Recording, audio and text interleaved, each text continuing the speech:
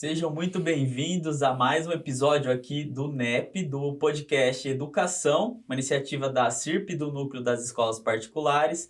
Eu sou o João Aleixo, fundador da The Future School, escola de robótica, programação, e hoje eu estou com uma convidada super especial para falar sobre inclusão, qual o papel da família, das escolas, com Arlete Scaramuza. Seja muito bem-vinda, Arlete. Obrigada, João. É um prazer estar aqui e conversar com você é sempre bom. Pois é, esse podcast aqui tá agendado desde o final do ano passado e finalmente conseguimos. É verdade. Vou apresentar o currículo aqui da Arlete, que é um currículo muito recheado. Então, Arlete Scaramuza é doutoranda pela Faculdade de Educação da Unicamp, membro do grupo de pesquisa Paideia e do Instituto Nacional de Promoção dos Direitos Humanos.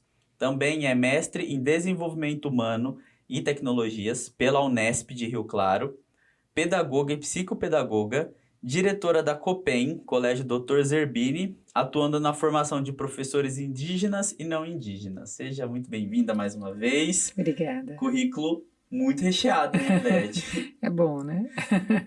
Muito bom. Arlete, o intuito hoje da nossa conversa é tratar sobre um tema muito delicado, mas também muito importante, não só para os pais, mas também para a escola, para os formadores, né, dos indivíduos, que são os professores, pedagogos, toda a comunidade escolar, que é a parte da inclusão, né? Então, para a gente poder iniciar nosso bate-papo, eu queria que você pudesse dar um âmbito mais geral assim, para a gente entender o que de fato seria a inclusão. Tá, então é um assunto que eu acho de extrema importância e muito sensível e delicado, porque há muitas vertentes em relação a isso. Mas a inclusão é essa escola exercer o direito, essa criança exercer o direito que ela tem, ou esse indivíduo, de ser um partícipe dentro da comunidade, no geral, dentro da sociedade e dentro da escola, na sua idade, dentro da sua idade escolar, né? Porque quando, algum tempo atrás, a gente falava de inclusão, então a gente falava, nossa, vai vir aquele aluno com diagnóstico tal ou com laudo tal, e agora o que nós vamos fazer? Isso é inclusão ou isso não é? O que é?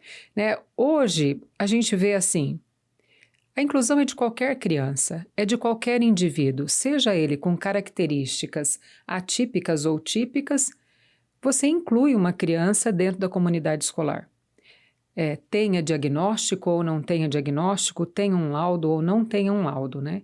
Então, para mim, hoje, eu vejo a inclusão como o exercício do direito. O exercício do direito que toda criança tem, que todo adolescente tem, de frequentar uma escola, uma instituição pública ou privada e ter direito à aprendizagem dentro de uma instituição.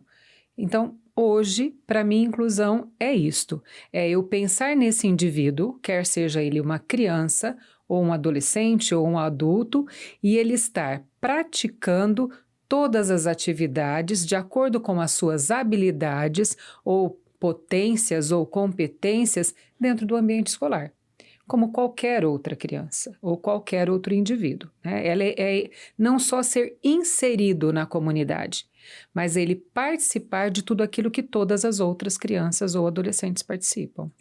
Eu acho que é legal você ter falado essa questão de não só estar inserido, né? Eu acho que a integração é diferente da inclusão, né? Integração é a pessoa estar ali no ambiente, mas ainda assim ter que fazer atividades adaptadas, ter que, né, trabalhar de uma forma adaptada com aquele contexto. E a inclusão é, de fato, ela ser trabalhada e tratada como todos os outros. Seria isso? Eu tenho uma charge que eu gosto muito assim de citar, que eu me lembro, ela é muito comum. Onde aparece, tem uma árvore, e embaixo tem vários animais. Então tem uma tartaruga, por exemplo, tem um elefante, tem um macaco, tem um leão, tem vários animaizinhos. Aí a prova, ela é única para todos, né? A prova é, quem subir mais alto na árvore ganha tal coisa, né? E aí se apita e vai começar essa prova aí, né? E eu falo, para todos foram dadas a mesma oportunidade? Para todos os animais a oportunidade foi a mesma? Foi. Eles saíram todos na mesma linha, né? Então, ele está inserido naquele espaço, ele está ali, né? Agora, então isso a gente fala de igualdade. Foi dada uma igualdade de oportunidade. Todos os animais poderiam participar daquela prova. Então, como uma criança, todas as crianças estão dentro da escola, porque a escola é um direito dele. Esse espaço de aprendizagem é um direito da criança. Tá, então eu coloco a criança lá dentro, tá tudo certo, ele está exercendo o direito dele, entre aspas. Quando eu faço isso, quando eu coloco ele a nível de igualdade perante todos os outros, eu não estou oferecendo todas as oportunidades que ele poderia ter. Porque a equidade, ela é diferente da igualdade. Porque a igualdade é quando eu coloco todos eles na mesma linha, para que todos tenham a possibilidade de subir a árvore. Agora, equidade é quando eu dou as oportunidades necessárias para aquela criança ou para aquele indivíduo exercer aquela atividade dentro das suas potências, dentro daquilo que é possível fazer. Então, eu coloco, falando dos animais, eu vou lançar esta prova para um macaco e para uma tartaruga, isso é viável? É isso, Sim, né? sim. E aí a gente entra no conceito de justiça, que filosoficamente é de uma outra... A gente vai para uma outra questão. Mas é isso. Então, eu não posso falar que eu ofereço as mesmas oportunidades para todos os alunos, para todas as crianças numa escola. Mas as oportunidades são as mesmas. Eu estou falando de igualdade, né?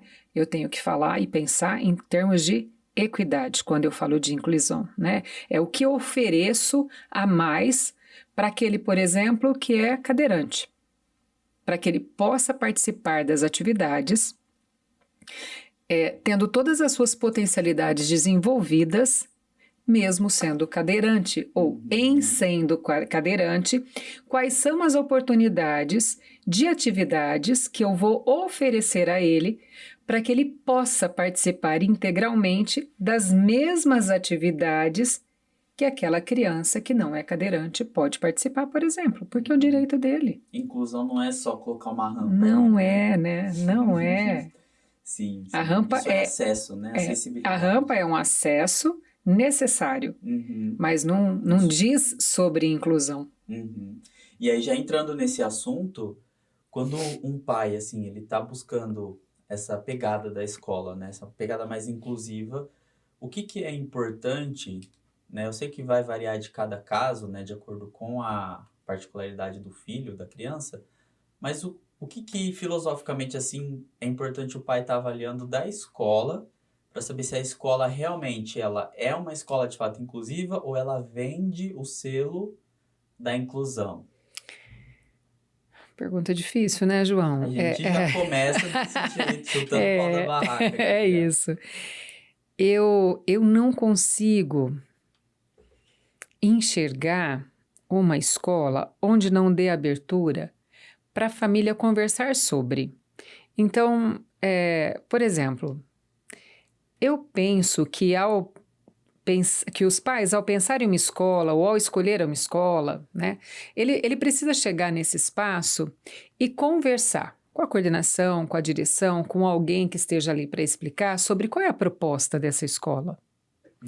Quais são os valores? Valor de mensalidade, né? Qual é a missão? O que vocês fazem em relação a uma atividade, por exemplo, em que uma criança cega não consegue fazer? São nesses diálogos, né? É nessa perspectiva de uma escuta atenta do pai que ele vai entender se essa escola está de fato preparada para receber aquela criança ou não, né? Porque se eu engasgo na minha fala, nesta resposta, se eu fico, bom, a gente vai ver, mas o que é que o teu filho precisa, tal... isso me diz muito do preparo dessas pessoas ou dessa escola. Sim. Para poder fazer essa inclusão. Porque quando eu falo de uma criança, por exemplo, que tem uma depressão, é uma inclusão. Hoje a gente encontra crianças muito pequenas com quadro depressivo. E eu vou tratá-la igual às demais? Não dá, né? Entende? Ela tem um nível de sensibilidade, muitas vezes, e uma percepção da realidade diferente dos demais. Então, Hoje, quando eu penso em inclusão, eu penso em toda a clientela, em todas as famílias, em todas as pessoas que estão dentro da escola, porque são seres únicos que precisam, merecem exercer os seus direitos dentro daquela comunidade escolar. Então, eu penso que faz parte da escolha de uma escola necessariamente esse diálogo dos pais com alguém da coordenação, da direção ou alguém específico para estar atendendo essas famílias que chegam à escola. Eu penso que isso é fundamental. Hoje não dá para chegar numa secretaria e falar, eu quero fazer a matrícula do meu filho, né? E a gente ouve assim, ele não tem problema nenhum, faz a matrícula. Em hipótese alguma, isso acontece na nossa escola. Independente de quem seja, passa por uma visita, passa por uma entrevista demorada sobre quem é essa família, sobre quem é esta criança, quais são os valores, o que você deseja dessa escola, quais são as suas expectativas em relação à aprendizagem dessa criança, porque talvez a expectativa não corresponda àquilo que a gente possa oferecer. E tá tudo bem. Essa triagem é um dos passos mais importantes, né? Sim. Porque pode parecer uma barreira de entrada, mas na verdade é um processo que garante que o aluno vai estar bem atendido ali, né? A longo prazo, pensando em longo prazo, né? E você sabe que esses dias eu vi numa das nossas redes sociais uma crítica à nossa escola, dizendo assim, que a escola se dizia humanizadora, mais ou menos assim, se dizia humanizadora, mas não era, que fazia mais de um ano que estava tentando uma vaga na escola e só porque a criança tinha, se não me engano era TDAH que ela diz como diagnóstico, né? Pareceu muito que a escola estava negando essa vaga, que não teve vaga o ano passado, não teve vaga esse ano, enfim, né? Era algo mais ou menos assim. E essa pessoa eu sei que passou por entrevista, porque todos passam, sem exceção. E aí eu penso assim, um dos nossos valores é agir com a verdade. Então, a gente fala com muita cautela, mas a gente sempre fala a verdade, né? Especialmente em casos mais sensíveis em relação às matrículas ou não. Nós não negamos a matrícula da criança se nós temos vaga, e isso é preciso entender. Não há um limite de vagas de crianças com diagnósticos para cada sala. Eu penso que essa é a maior preocupação das escolas, porque por lei nós não podemos limitar. Então, se uma escola, se uma sala de aula tem 50%, 60% de alunos típicos e nela tem o restante de atípicos ou o contrário, isso não importa, você não pode negar, por lei você não pode negar. Agora, nesse caso específico, nós não temos muitas salas de aula com a mesma turma, com o mesmo ano, com a mesma série, por exemplo.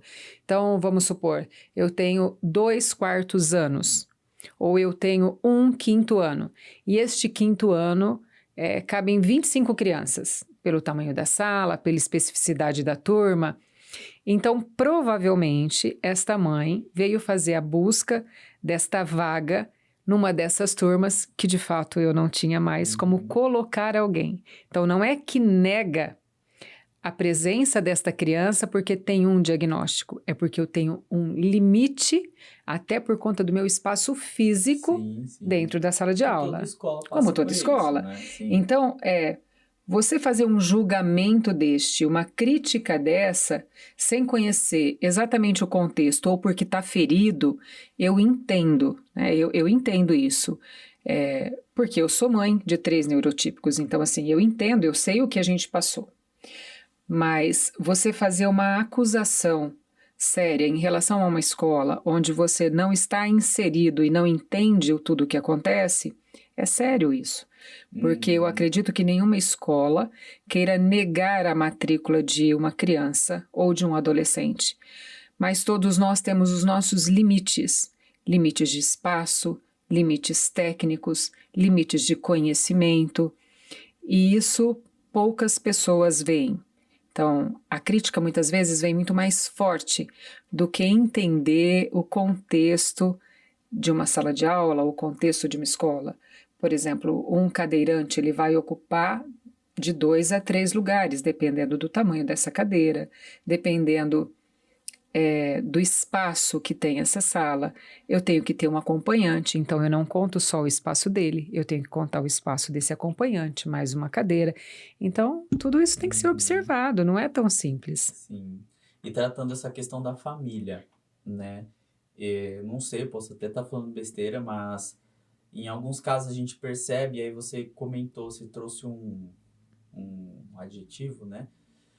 Que você mencionou que a pessoa possa estar ali triste, ferida, chateada com o contexto geral, né? Uhum. Provavelmente essa criança pode ter sido negada em outras escolas, o Sim. dia a dia daquela família provavelmente não é um dia a dia muito simples, né? Não é muito fácil. E você percebe que existe essa... Deixa eu ver se eu consigo usar uma palavra legal para esse momento, mas uma barreira ou uma defesa, um mecanismo de defesa, acho que é essa palavra que eu estava buscando, um mecanismo de defesa dos pais que são pais de crianças atípicas, né? Para com a escola, para com a comunidade, você percebe que existe isso com frequência? Muito, né? Nós temos uma sociedade extremamente discriminatória, excludente. É impressionante isso. Antes de vir para cá, eu estava ouvindo um debate na Câmara Municipal que estava acontecendo na hora que eu estava vindo, né? Falando sobre a legalização ou não do aborto, algo que seria votado nesse sentido por uma nova técnica, eu nunca tinha ouvido, né? Então é muito fácil julgar o contra ou a favor, né? E não vou entrar nessa seara, mas eu penso que é mais ou menos a mesma coisa. Você precisa entender todos os contextos antes de dar uma opinião, antes de proferir uma palavra a respeito de determinados assuntos que são extremamente delicados. Uma coisa é você estar dentro da escola, trabalhando com uma criança autista, por exemplo, ou qualquer que seja a síndrome ou o diagnóstico que aquela criança tenha, durante o período de aula, que não é um período curto, mas durante o período de aula, onde tem atividades para serem realizadas, onde tem profissionais ali. Outra coisa é você acordar todos os dias, você dormir todos os dias, você alimentar todos os dias, você prover essa criança todos os dias sem ter a menor certeza, porque essa certeza não existe, das possibilidades que essa criança ou esse indivíduo terá dentro de uma sociedade para viver autonomamente. Então, eu imagino a dor, eu imagino a insegurança. E não estou dizendo que as famílias que têm crianças atípicas são famílias tristes, são famílias desesperadas, que fica pensando, nossa, mas por que eu, né? Não é isso. Mas é a não certeza gera uma angústia. Gera uma angústia de pensar que nós estamos numa sociedade excludente, numa sociedade extremamente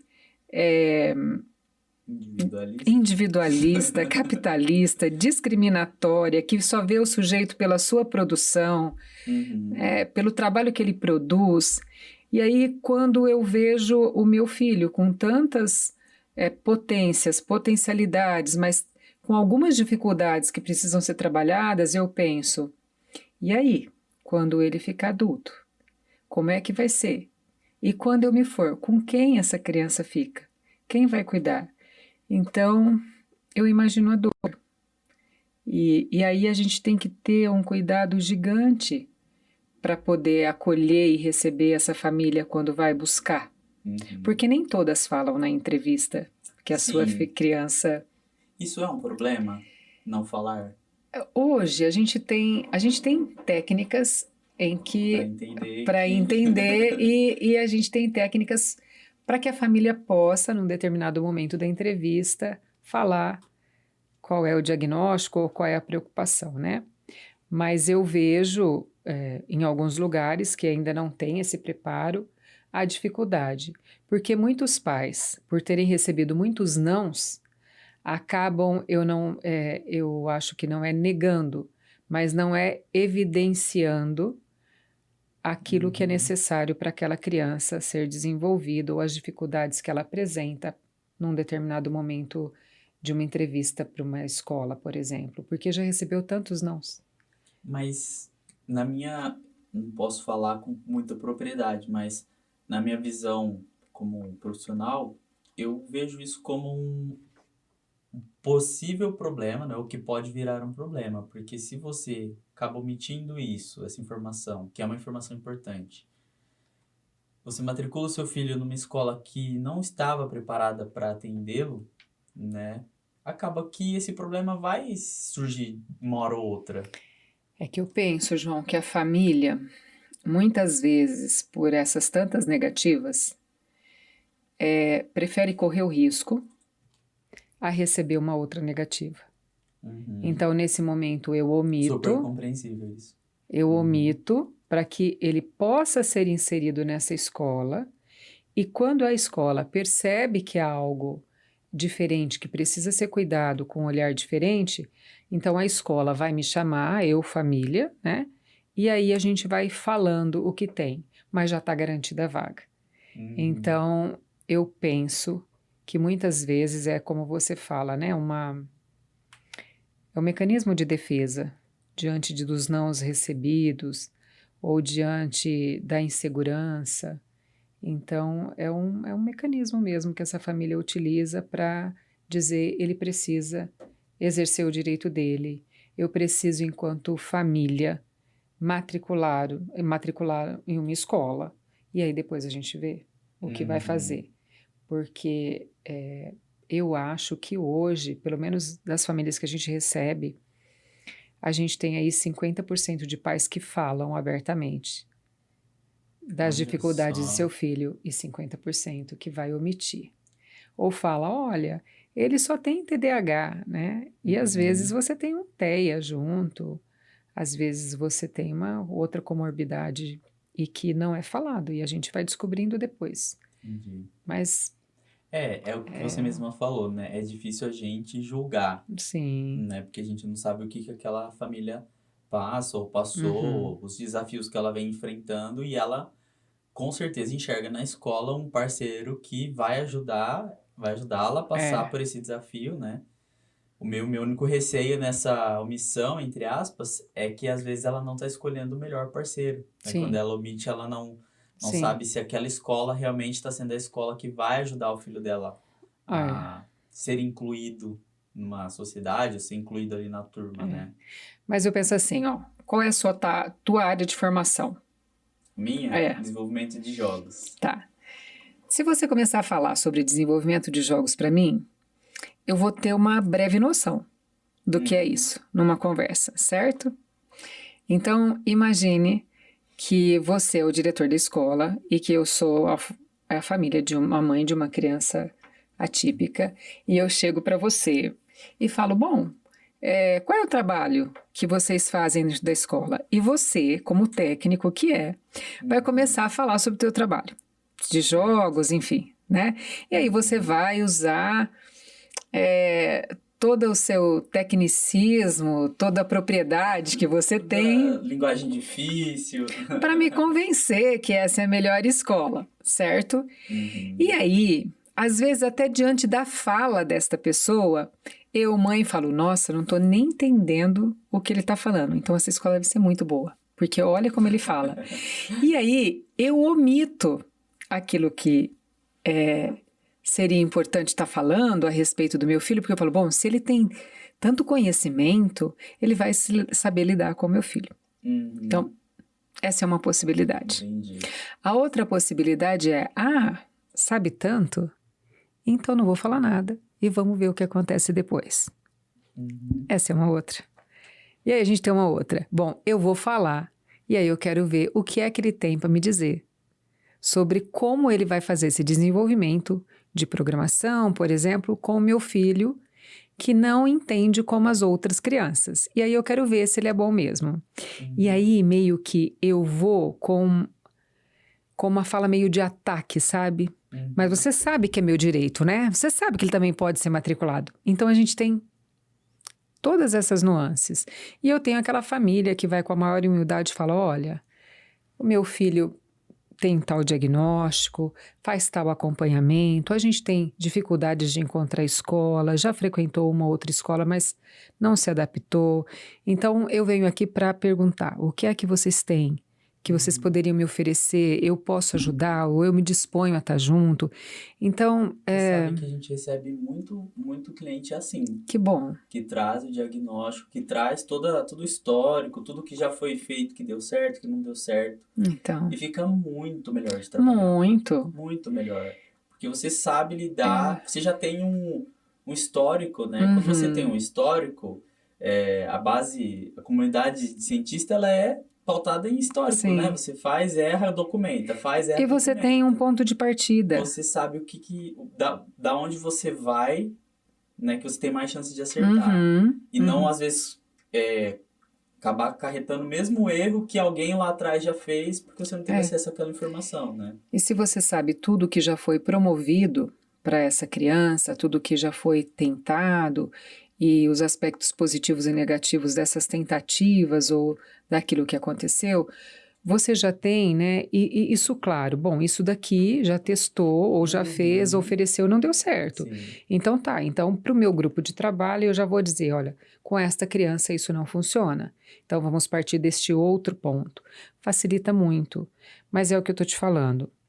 A nós que recebemos essas famílias, não cabe nenhum tipo de julgamento, porque nós não estamos inseridos no contexto familiar. Sim. Nós não No dia a dia, sabemos né? dessas dores, nós não sabemos do que foi passado, o que aconteceu para chegar até naquele momento daquela entrevista.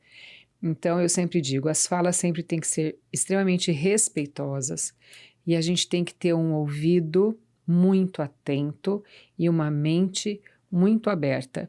E a empatia de se colocar no lugar daquela família que está te trazendo aquela necessidade.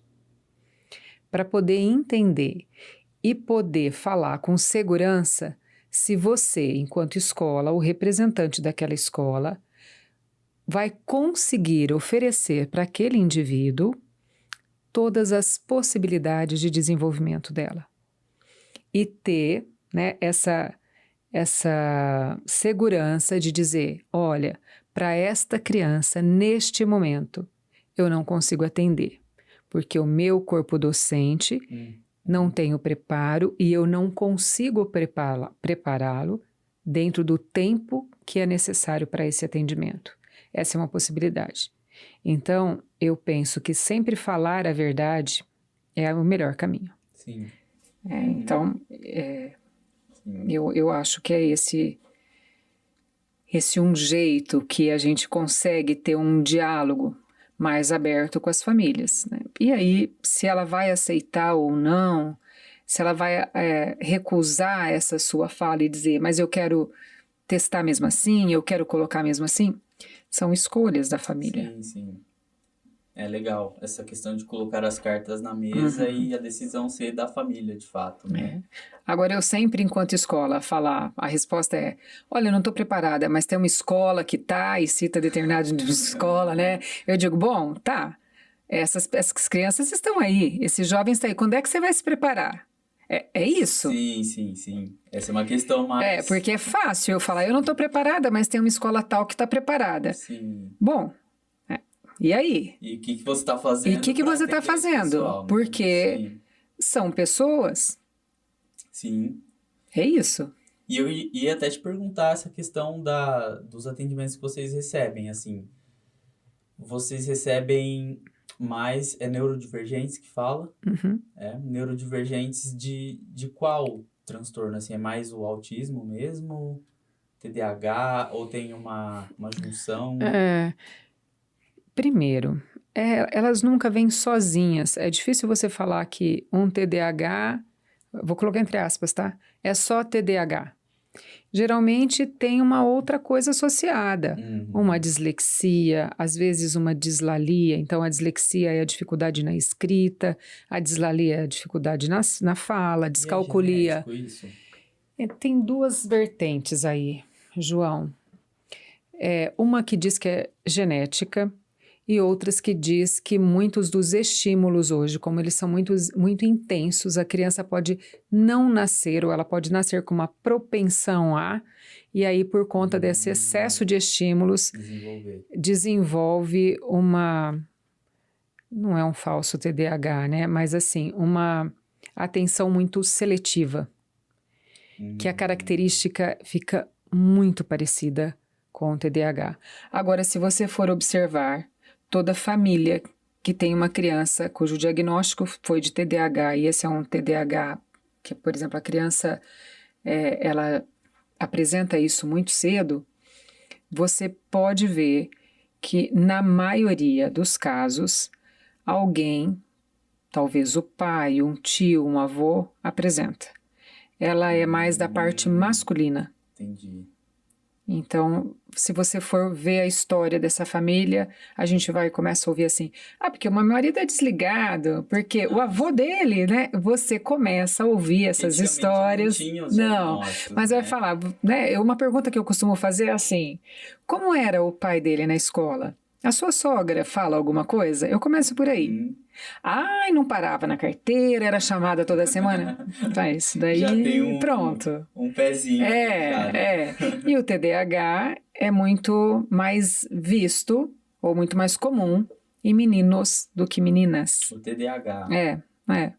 Mas hoje, pra gente, o TDAH, eu vou falar assim pra você, pra gente não é nenhum diagnóstico que, nossa, mais um. Não, porque isso tem sido muito comum, mas né? muito. Sim. E eu tenho muitas dúvidas sobre alguns diagnósticos de TDAH. Eu também. Mas como eu não sou psicólogo, e não tem posso isso. falar, Eu né? penso que é por conta desse autoestímulo da tecnologia, principalmente pós-pandemia. Se você for olhar o que a gente recebia de diagnósticos de TDAH antes da pandemia e depois da pandemia, o número é impressionante. Impressionante. A criança fica extremamente seletiva, aquela que está adaptada às telas desde muito pequena. Ela está acostumada com muita cor, muita reação, e a hora que vai para uma sala de aula que tem que ficar sentado, prestando atenção, é muito discrepante, né, o padrão. E aí vem uma outra coisa muito comum que está sendo associado à ansiedade. O nível de ansiedade de crianças muito pequenas é impressionante. De crianças que roem a unha até sangrar. De crianças que puxam o cabelo e vão tirando os fios. De crianças que se arranham, que se machucam. Níveis de ansiedade altíssimo. E acaba desenvolvendo uma baixa capacidade de frustração também. Sim. E por quê? Por conta dessa situação, as famílias também que não são formadas e não têm a obrigação de ser, e muitas vezes precisam trabalhar o dia todo, e volto a falar, em relação à questão do pós-pandemia, muitas famílias conseguiram com muita dificuldade se reerguer dentro do trabalho, dentro do mercado de trabalho. E aí, às vezes tem que ter 2, 3 empregos aí para dar conta do sustento da família que acabou perdendo aquele emprego que tinha um salário melhor, enfim, e teve que se reinventar pós-pandemia. Então, a gente tem famílias extremamente ausentes de presença com essas crianças e que ao chegar em casa está esgotado, está cansado, e aí tem N atividades para fazer. Tem essa criança em casa que ela vai pedir a atenção desse pai, desta mãe, enfim, desses avós, né? E que aí a pessoa não dá conta também. Então, o que eu faço?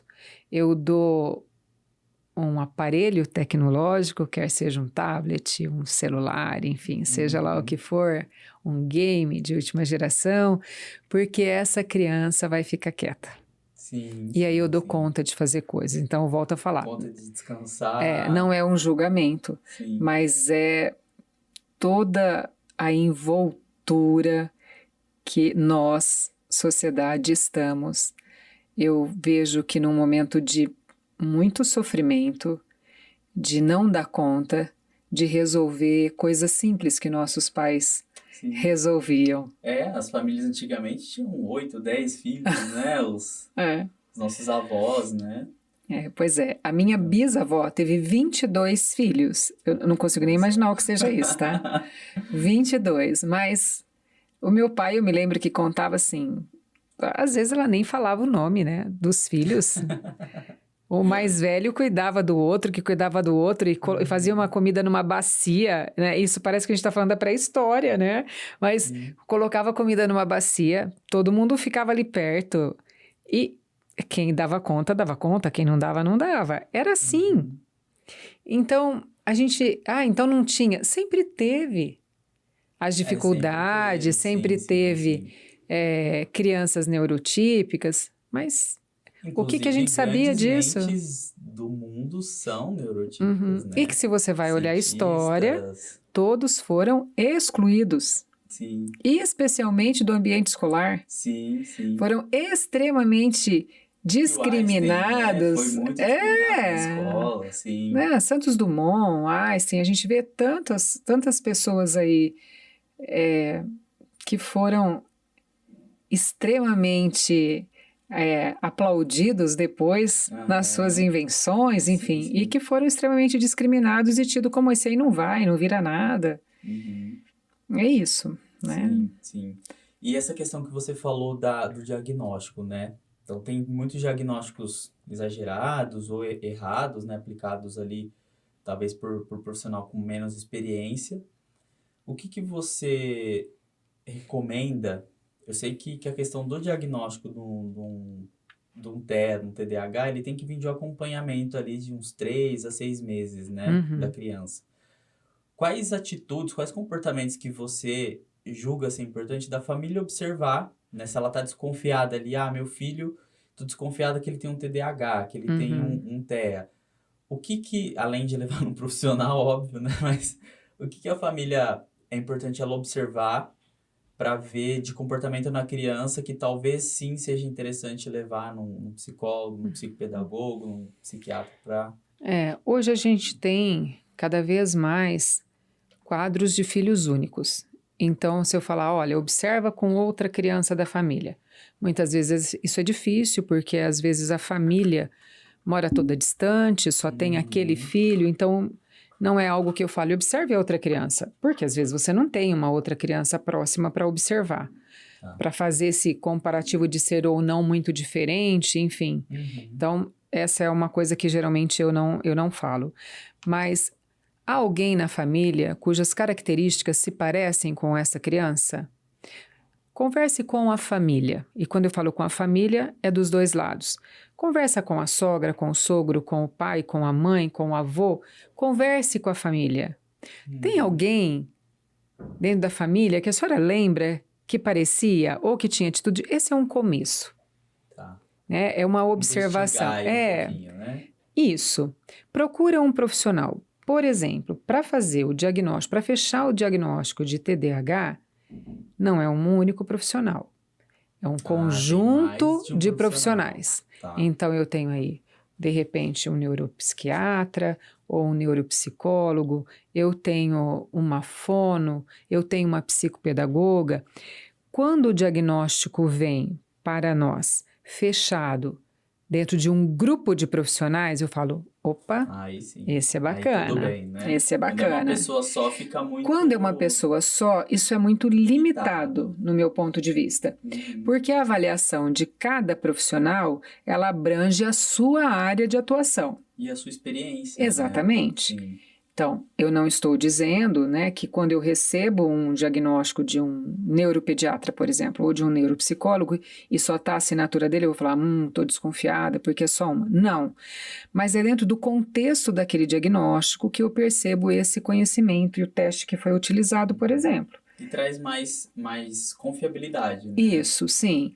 Agora, quando essa família tem uma percepção de algumas características dessa criança que está achando estranho, porque é um estranhamento, às vezes, da família, que não sabe muito bem o que é, mas não sei, parece que tem alguma coisa diferente. O que eu sugiro? Leva para o seu pediatra primeiro. Geralmente a criança tem um pediatra. Leva para esse pediatra e relata essas características que você está achando diferente ou que lhe causou um estranhamento, por exemplo, um movimento repetitivo, pegou um carrinho e ao invés de brincar com o carrinho, fica só em uma rodinha, balançando, se gira muitas vezes em relação ao seu próprio corpo, né, um eixo único, e é uma brincadeira, e você olha e você fala, nossa, como é que ele não fica, né, vou usar a palavra tonto, fica rodando e não fica tonto, né? Esse é um comportamento de um TEA, por exemplo, de uma criança TEA. Então, é observar as características desta criança, ter este cuidado e esta atenção. Levo para um pediatra. Olha, eu tenho percebido tais características ou tais comportamentos. Será que não seria importante ter uma avaliação de um especialista? Este pediatra vai fazer uma indicação, se ele achar adequado. Porque quando vem com uma fala da mãe, ele vai ficar mais atento. Em relação a isso, o pediatra não pode fazer esse diagnóstico, mas ele pode encaminhar. Isso já facilita o caminho. Então, eu já tenho uma indicação de um especialista que vai me indicar para um outro especialista. E aí, esse outro, na dúvida, ele também indica para um outro, que é, um neuro vai indicar para uma fono, ou vai indicar para um psicopedagogo. E é um acompanhamento, ali, né? E aí, assim, se eu fui, e tem uma coisa que eu falo que é meio que intuitivo, essa coisa que passa por segundo na sua cabeça e você fala, não sei, sabe? Sim. Eu costumo falar que é a luz amarela que acende. Leve em outro. A gente tem tantos profissionais, não se atenha a um único diagnóstico. Porque eu tenho muitos profissionais, assim como eu tenho muitas escolas, assim como eu tenho muitas famílias. Muitos métodos. Na dúvida, procure mais de um. E aí eu sei também que se eu for utilizar o serviço público, que há uma demora nisso, marca com 2 já de uma vez.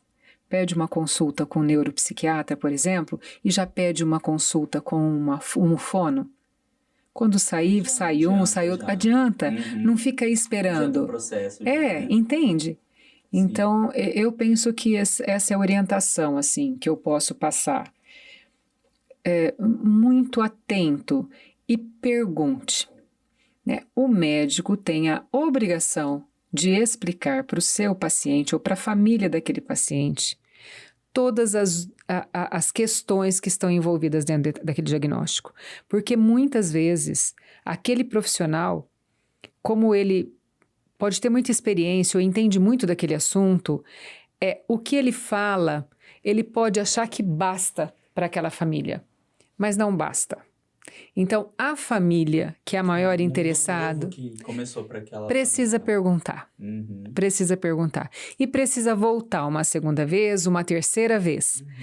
Porque quando eu recebo um diagnóstico ou uma notícia que para mim é muito impactante, eu geralmente vou travar. E nem as perguntas certas eu tenho para fazer. Ou você vai negar, né, que aquilo ali aconteceu. Ou você vai falar, esse médico não sabe o que ele tá falando e vai viver a vida normal. Então, né? é a paciência e a perseverança de voltar e perguntar uma e perguntar duas. E se não está satisfeita, procure outro. Porque tá falando do seu filho. Tá falando da vida. Esse diagnóstico, ele é possível de ser dado a partir de que idade? O autismo é muito precoce, crianças muito pequenas, dependendo aí o grau, né, o nível, que hoje nós temos aí três níveis, né, 1, 2 e 3 aí, que a gente fala.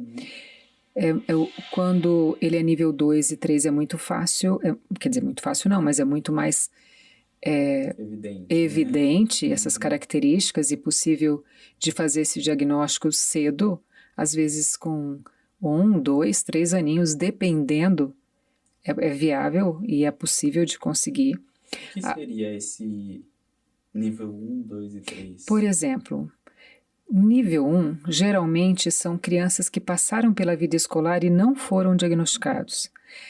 É aquele aluno que tinha algumas dificuldades em algumas disciplinas, era um aluno mais fechado, mais quieto, era o esquisito. O esquisito de antigamente, geralmente, é um autista no nível 1. Certo. Tá? É aquele que passou uma vida escolar sofrendo e que não sabia. Então, ele tem uma comunicação verbal que é inteligível, que faz relações, tem relações sociais com pouquíssimas pessoas, mas tem uma comunicação verbal que é possível de entendimento. Ele consegue se destacar em algumas áreas. Ele tem uma convivência, vou colocar entre aspas, aceitável com os demais, mas ele se sente à parte. Esse é o nível 1. Ele não se sente parte de nenhum grupo ali. Né? Tem dificuldade de olhar nos olhos, tem dificuldade de relacionamento, relacionamento amoroso, por exemplo. Às vezes difícil de ter um namorado ou uma namorada, enfim. É uma relação um pouco mais difícil, não vê muito sentido em algumas coisas.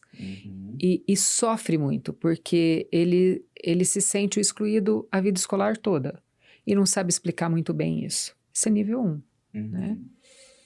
O nível 2 é aqueles que já têm, por exemplo, uma estereotipia mais evidente, então alguns movimentos repetitivos mais evidentes. O nível 1 também apresenta, mas ele é muito mais sutil. E às vezes não é nem perceptível, depende. O nível 2 você já tem, né, que quando a criança é pequena, que geralmente esse movimento perto dos olhos, ou esse rodar em torno de um eixo único, ou pegar um brinquedo e ficar atento só a um movimento desse brinquedo, geralmente roda de carrinho, balançar também o corpinho. Então, esse é um. Então, a gente tem 3 aspectos a ser observado: a comunicação, os movimentos e a sensibilidade. Quando eu digo sensibilidade, né, essa parte sensorial, que é a sensibilidade em relação ao barulho, a determinados barulhos. Não é todo autista que não gosta de barulho de caminhão, vou dar um exemplo. Mas tem alguns autistas extremamente sensíveis, isso é só um exemplo, ao barulho de caminhão. Né? Às vezes tem algo específico. Eles são sensíveis muito, a tecido. Alguns tecidos são extremamente irritantes para crianças de nível 2, por exemplo, né? Ela não consegue vestir aquela roupa. É aquela criança que vai chorar, que vai ter crise de raiva e arranca tudo, e aí a família às vezes não entende, acha que é birra. E não é. É uma hipersensibilidade. Entendi. Então, eles são mais... em relação ao tecido. Ao tecido.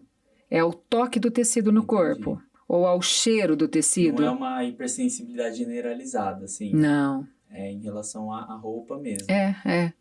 Ao tecido. Incomodar. Às vezes uma costura que para você não está incomodando em absolutamente nada, seja extremamente...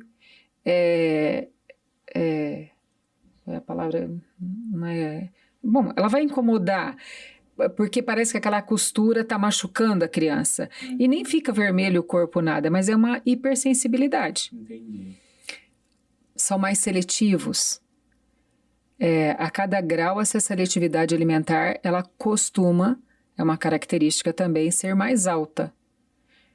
Tem algumas crianças, e muitas vezes isso acontece em determinados períodos da vida. Então, por exemplo, conheço uma criança, hoje já está um adulto, que no período da escola só levava de lanche tomate e cenoura. Né? As crianças faziam bullying, onde já se viu esse lanche e tal. A mãe tentava de tudo, não sabia que era autista. E essa era nível 1. Mas tinha essa seletividade alimentar. Mas eu não comia outra coisa, era só isso. Passou, acho que foram 3 ou 4 anos do Fundamental 1 comendo este lanche. Tomate com sal e a cenoura em rodela. Não conseguia comer. Não comia bolo, não tomava refrigerante, não tomava suco, nada. Não comia chocolate, não Nossa. tomava sorvete. Não consegue sair daquilo. Não, era aquilo. Depois de uma determinada idade, se não me engano, foi com 12 anos que mudou, ele começou a comer pão com salsicha, mas não podia ter mais nada dentro. Era o pão seco com salsicha. Então isso também pode mudar, mas geralmente são crianças que têm uma certa seletividade alimentar e com o passar do tempo isso pode mudar ou se agravar. Então, o nível 3 são crianças extremamente seletivas, com essa parte sensorial extremamente sensível, tanto a barulho, como pessoas, como tecido, como ruído, como, enfim, né? E as estereotipias são mais frequentes e elas são mais típicas. E a questão da comunicação, a comunicação verbal tem o nível 3, geralmente a comunicação ela é quase que inexistente. Então, às vezes comunica por gesto. O nível 1 você pode perceber, por exemplo, crianças pequenas que demora para falar, fala palavras, não forma frases, demora para formar frases, mas ele desenvolve. Ele tem um vocabulário em menor número, mas ele vai na escola. Então, é aquele nível que atrapalha, mas dá para levar. E aí muitas famílias acabam não fechando esse diagnóstico por isso, né? E aí eu vou dar, né, algumas coisas assim que a gente ouve que me entristece muito. É o esquisito, é o bobo, é o burro, não fala com ninguém, esse menino não vai virar nada, ou essa menina não vai virar nada, já cansei de falar, já bati, a gente ouve muito de nível 1 isso. Olha só. Porque é uma criança cujas características físicas não demonstram absolutamente nada. Então, para quem vê, é uma criança normal. Né? Não faz porque não quer, não estuda porque não quer, já ensinei 1000 vezes e não aprendeu. E essa criança está num sofrimento. Uma disputa interna gigantesca, Gigante. Né? Porque Entendi. Quanto mais ele ouve isso, mais esse ser vai ficando impregnado desse conceito nele, né? que ele leva para a vida toda. Nesse pré-conceito. E aí, geralmente, são adolescentes que vão desenvolver um nível altíssimo de ansiedade e uma depressão profunda. E a adolescência potencializa tudo, muito, né? Todos os sentimentos. Todos. E aí... Eu lembro que a gente teve uma conversa um tempo atrás que eu fiquei abismado, você me explicando que muitos dos abusos de droga e bebida por adolescente é justamente por essa questão mal resolvida na infância, né? Ali dessa autodepreciação, da autoestima baixa e tudo mais, que ele precisa meio que buscar essa afirmação em outros lugares. Né? O afastamento da família acaba sendo uma consequência disso. Sim. Então, são características que vieram lá de trás, que não foram identificadas, não foram trabalhadas, e a gente acaba vendo o resultado disso na adolescência. E a gente carrega isso. Agora, na adolescência, como é um momento de muitas mudanças e que os hormônios aí estão aflorados, enfim, está em pleno desenvolvimento, isso vem à tona. E aí, se eu, enquanto adolescente, tive uma infância ou situações de relacionamentos que eu não consegui entender, que foi velado, que eu não dei conta de resolver, ou por N situações, às vezes traumas de perdas, ou seja lá o que for, Eu não dei conta de resolver isso vem para mim como uma percepção de um trauma mesmo, isso vai ser revelado de alguma forma nessa Sim. fase. Então, a criança, o adolescente, ele vai ficar muito mais predisposto a interagir com coisas ou com substâncias ou com pessoas que de alguma forma o façam esquecer essa dor ou que o façam passar por esse momento com mais tranquilidade, por exemplo. E aí a gente tem... O mundo As hoje fugas, né? oferece infinidades Sim. de oportunidades ruins. Sim. E ainda falando sobre essa questão do diagnóstico e tudo mais, o que você pensa sobre as medicações fortes, assim, para criança, né? Eu percebo que, às vezes, eu acho que a galera dosou muito para uma criança e acaba que o foco vai melhorar? Vai. Só que, às vezes, não é a criança que tá ali, né? Às vezes ela tá ali num estado muito apático. Né? João, eu sou muito cautelosa em relação à medicação. Ela é necessária em muitos momentos, Sim. mas em algumas vezes a gente percebe um excesso dela, mas hoje eu vejo que ela é necessária em muitos casos, né? Então, por exemplo, vou te dar um exemplo começando pela questão da ansiedade que a gente estava falando. Numa crise de síndrome do pânico, por exemplo, ou numa crise grave de ansiedade, então hoje a gente tem um hospital que leva aí um grande preconceito, que é o Bezerra de Menezes, mas é um atendimento especializado em questões de saúde mental e emocional, por exemplo. Ele tem um pronto atendimento com pessoas especializadas para romper não, mas assim, para conter uma crise, por exemplo. E aí existe todo um preconceito que imagina, vou levar meu filho lá. Não, é o hospital especializado que a gente tem aqui. É o melhor lugar para levar. É o melhor caso, lugar. Né? Neste momento de uma crise, ele vai receber uma dosagem de medicação mais alta do que o cotidiano, naquilo que ele estava tomando ou não tomando, enfim, porque essa criança, esse indivíduo precisa ser contido para poder ser tratado. Não, mas vai dopar? Vai. É esse o procedimento. Porque naquele momento ele está correndo risco. E muitas vezes colocando outras pessoas em risco. Porque às vezes pode se tornar extremamente violento numa crise, por exemplo. Então, o procedimento é esse. Às vezes quem está vendo, ou a família que nunca tinha visto, ou que fica dizendo, mas eles fizeram isso, doparam. Não entende. Por isso que eu falo que vai do profissional, e aí dessa questão da humanização de cada espaço, tanto da saúde, quanto da escola, quanto de todos os espaços, de explicar, neste momento a gente precisa fazer isso, porque essa contenção é importante. Então, eu penso que o que falta é este tipo de atendimento nos locais. E eles negligenciam muitas vezes o outro. Porque a gente sabe o que está fazendo, porque o outro não sabe. Né? E o que é óbvio para um não é óbvio para o outro. Então eu tenho que ter esse cuidado.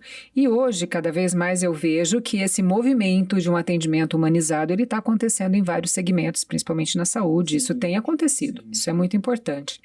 Então, em relação ao medicamento, nesses casos de crise, eu sou super a favor. Porque primeiro você contém. Sim. Porque você tem que cuidar da integridade desta pessoa. Em algumas situações de uma criança que ela é muito agressiva, por exemplo, eu preciso de uma medicação de controle, de regulação dessa agressividade, para que ela possa ser incluída no meio de outras crianças que não entendem esse jeito dessa criança e essa agressividade, por exemplo, que para o outro pode parecer agressivo. Para esta criança pode ser apenas uma possibilidade de interação e de toque. Muitas vezes ela não tem a medida, vou colocar um nível 2, por exemplo, ou um nível 3 de uma criança autista. Ela não tem a condição de entender a sua força ou a forma que ela segura o outro. Então, dá-se a impressão que ela é muito agressiva. Mas ela não tá sem a percepção. Ela não tem autorregulação. Então, a medicação vem para autorregulação. Entendi. Uma criança com TDAH, e isso eu explico para as famílias, que foi a melhor explicação que eu já ouvi e pude entender. Eu era uma mãe extremamente resistente à medicação. Muito, muito. O dia que eu entendi isso, quando a família vai e quando a criança vai e que vai me perguntar e que eu falo, você sabe o que é TDAH? E geralmente os adolescentes falam, a gente não tem atenção. Você sabe como seu cérebro funciona? Eu converso assim com as crianças. Não, mas não consigo prestar atenção. Eu falo, bom, cabeça. Eu vou te ensinar, né? Então, eu falo assim, então a gente tem um cérebro, que é isso aqui. Então, ele é ligado aqui embaixo e aqui em cima, então tem um corte, né? Se você for ver um cérebro aí. E aí, ele faz isso aqui o tempo todo, que são as sinapses se encontrando para que aconteça as aprendizagens, o conhecimento, enfim. Então, o nosso cérebro fica assim, né? Isso é muito difícil de se ver a olho nu, é óbvio, você não vai ver, né? Mas é isso. Então, a gente fica nesse movimento o tempo todo. Quando é que isso aqui para? Quando a gente dorme, o cérebro descansa. Então, eu não tenho aprendizagem dormindo porque eu estou descansando, né? Então, eu estou descansando. Meu cérebro... Isso, é o momento disso consolidar. Numa criança com TDAH, é como se funciona... Estou falando de uma forma muito grosseira até, mas é só para entender. Num cérebro de TDAH, as sinapses não fazem isso aqui. Ele funciona assim. Então, ele está 24 horas tentando fazer com que as sinapses façam isso. Quando se dá aprendizagem? Quando, num segundo de momento, as sinapses se encontram nesse movimento de ir e vir. Crianças com TDAH são crianças que geralmente roncam, desmancham toda a cama, sentem muito calor, tira a roupa dormindo, vai para o chão, ou então liga o ventilador, liga o ar-condicionado, você está com frio e ela está com calor. São crianças calorentas, são crianças ou que gostam de doce demais ou que gostam de salgado demais, é sempre meio que o extremo da coisa, entendeu? Que põe açúcar no suco de laranja. Isso, e mexe, põe adoçante... Por quê? Porque ela não dá conta desse movimento e ela não sabe o que acontece, que ela não consegue parar. Porque o cérebro dessa criança funciona 24 horas sem nenhum descanso. Até quando tá dormindo. Até quando tá dormindo, por isso que esse movimento. Aí tem algumas mães que falam, não, ele dorme que nem uma pedra. É o 880, não tem o meio termo. Entendi. Esse cérebro funciona continuadamente. Quando tem a medicação, é o momento que ele descansa ou que as sinapses se encontram, que ele vai fazer isso. No pico da medicação, as sinapses se encontram. É quando a criança dá conta de minimamente centrar, ler, falar. A medicação vem antes, por exemplo, da escola. Isso, porque ela tem um tempo de pico também, que geralmente aí vai de 4 a 6 horas. Então, é o tempo do período escolar. Então, eu tomo bem cedinho, a criança acordou, ela vai para a escola, isso vai fazendo um movimento contínuo, ela atinge um ápice mais ou menos no meio da manhã e começa a ter um declínio. E este período é o período que a criança mais aprende. E toda essa medicação, a gente também precisa entender que tem um tempo de adaptação. Ele começou a tomar remédio hoje, ele já melhorou? Não! Vai levar de 10 a 15 dias aí para começar a ter alguma percepção. Mas ele ficou sonolento, mas ele não comeu. Geralmente a medicação de TDAH, ela causa uma inapetência mesmo, né? A criança vai comer menos, vai ficar mais seletivo. Ela vai gastar menos energia. Depende das atividades que ela vai fazer, né? Mas existe, essa coisa da inapetência é muito forte. E alguns pais ficam super preocupados, mas tem que dar o tempo de adaptação. E aí também tem uma coisa. Nem toda medicação vai se adaptar, aquela criança vai se adaptar àquela medicação que a outra criança usa, por exemplo. Por isso que hoje no mercado a gente tem vários tipos de medicação. porque vai depender desta adaptabilidade. E às vezes é preciso trocar mesmo, porque às vezes algumas famílias falam, não, eu comecei a dar, sei lá, a Ritalina e quase morreu, ficava que nem um sonso dentro de casa, parado. A gente ouve isso e fala, você já tentou solicitar para o médico uma nova medicação? Não, nem levei mais no médico, né? Você tem que dar o tempo. Porque não pode abandonar não pode, por exemplo, né? a tua dor de cabeça. Tem alguns que passa com, sei lá, um Magropirol. O meu não passa de jeito nenhum, eu tenho que tomar, sei lá, Tilenol. Eu não sei, é a mesma coisa. Cada organismo é um organismo. Mas aí volto a falar, há um preconceito em relação à medicação, em relação a esses diagnósticos. É um preconceito muito grande, isso é uma coisa meio que era doente mental, entendeu? Sim, eu percebo que tem alguns pais que levam como se fosse uma sentença Não é. de que a vida do filho dele acabou. E eu falo, assim, né? é só um funcionamento diferente. Sim. E que hoje, graças a Deus, a ciência e tudo mais, existem formas de serem trabalhadas. Muito. Muito mais do que antigamente. Pode ter uma vida normal. É muito... Hoje esses diagnósticos precoces, eles auxiliam muito e essas pessoas, essas crianças podem ter uma vida completamente normal porque é um ser, não é doente. Então, isso vai curar? Não é doença, então não tem cura. É uma condição neurológica. E que, assim como uma enxaqueca, assim como uma dor na coluna, assim como qualquer questão que eu tenha não resolvida, que eu preciso tomar um medicamento para auxiliar nessa regulação do meu organismo, eu também tomo numa condição neurológica dessa, né? Então, eu acho que é a ignorância no sentido de ignorar aquele conhecimento, né? Não de burrice, não é nada disso. Mas eu ignoro aquele conhecimento, até porque eu não tive necessidade de saber, ou não tinha ninguém na família, ou então eu ignoro aquilo. E aí, quando isso me vem com o diagnóstico, vem todos aqueles preconceitos que eu ouvi falar um dia, e aí a dificuldade. Sim. Bom, Arlete, muito bom. Eu queria entrar nesse assunto, mas vai ficar para o próximo podcast, que falar sobre os altas habilidades também. E não são tudo flores, como as pessoas pensam. Não mesmo. A questão do... Não sei nem se usa-se o termo superdotado atualmente. Acho que migrou para altas habilidades, né? E que geralmente é uma condição do TEA também. Né? Então vai ficar... esse assunto específico, eu sei que é um assunto que dá para discorrer bastante. A gente vai deixar para um próximo. Mas eu queria, assim, primeiro, parabenizar o trabalho que você faz lá no Colégio Copem. Obrigada. Porque realmente... de uns 5 anos para cá, dá para ver que foi feita toda uma construção em cima da questão da inclusão, de atender a criança na sua individualidade.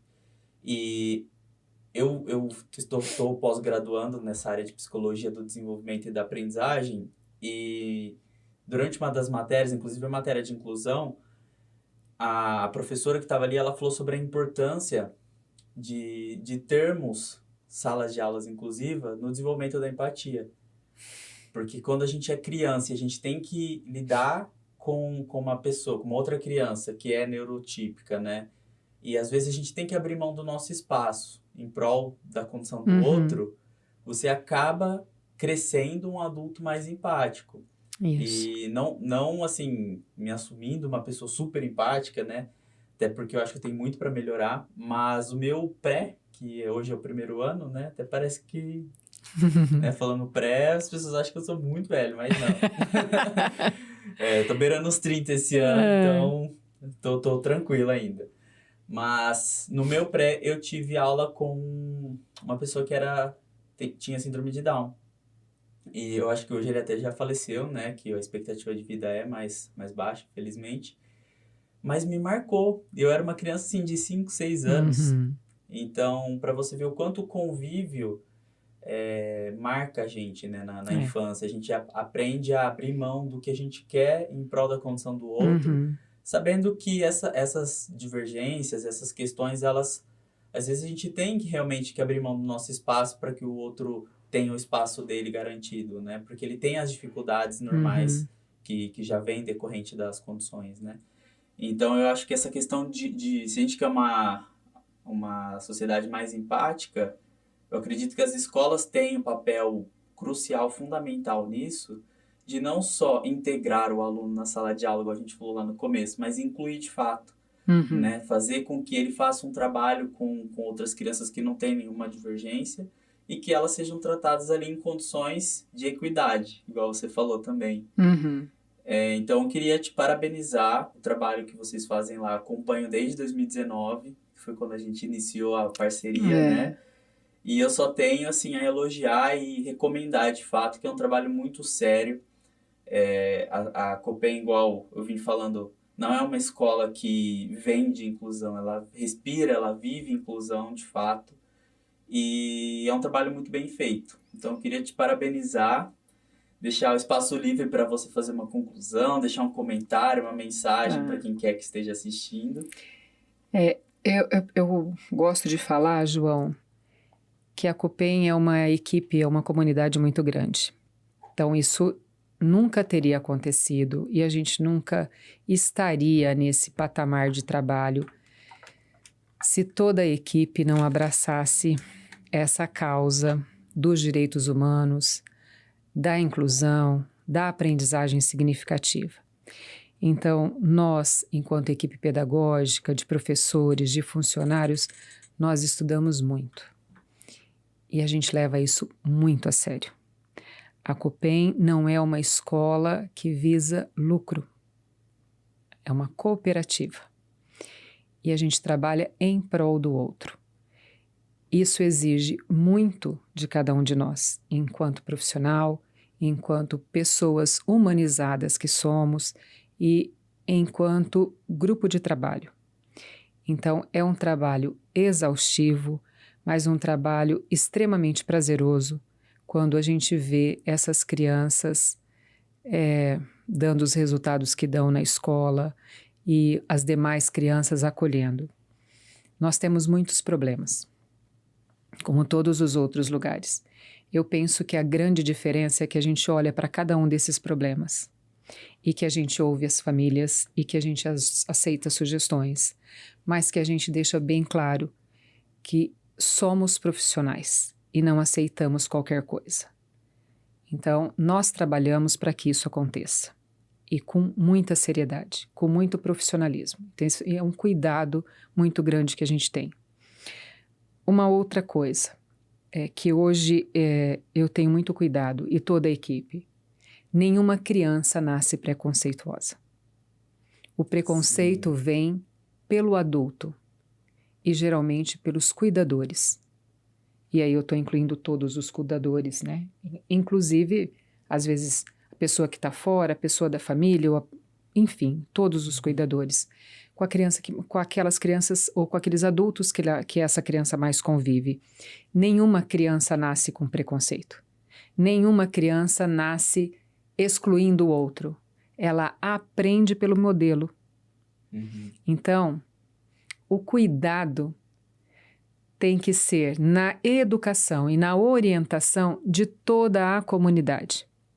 As escolas precisam entender que hoje nós fazemos e devemos fazer um trabalho para toda a comunidade, não só para os alunos.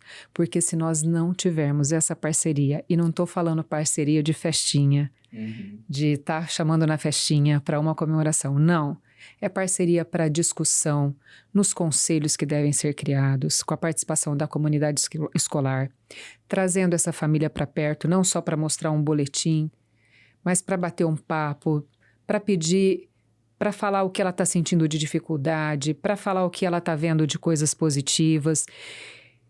E não é muitas vezes um trabalho agradável ou que você queira ficar ouvindo críticas, mas ele é necessário.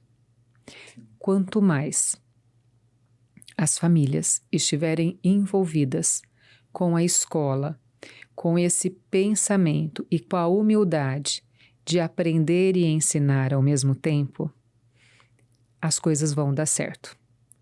Quanto mais afastado a escola ficar da família, desse contexto de humildade em relação a ensinar e aprender, ter essa abertura, mais afastados nós vamos ficar do pleno desenvolvimento dessas crianças.